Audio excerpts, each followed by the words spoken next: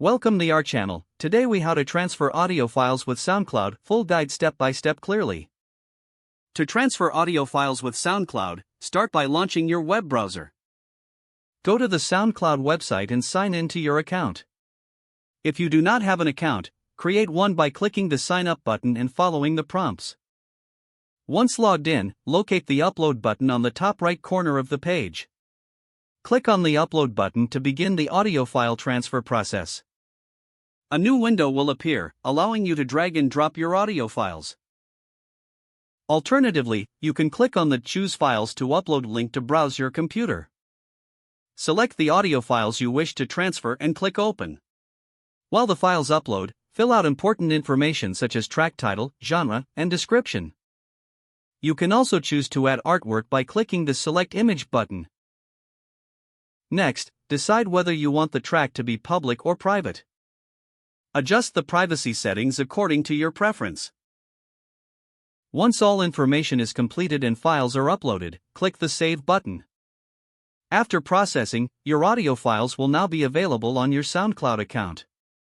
To share your audio, click on the Share button for options to copy links or embed players. Voiceover recording can also benefit from additional tools after uploading. Explore SoundCloud's features, like comments and likes, to engage with listeners. Your audio files are now successfully transferred and ready for audience interaction. If the page does not load, refresh the browser or try again in a private or incognito window. Make sure you are using the correct email address, then retype it carefully to avoid small typos.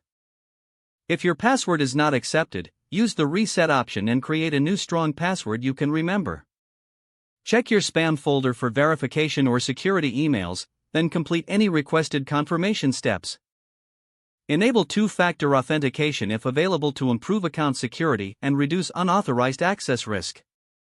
After signing in, review your profile details so your contact information and settings are accurate and current.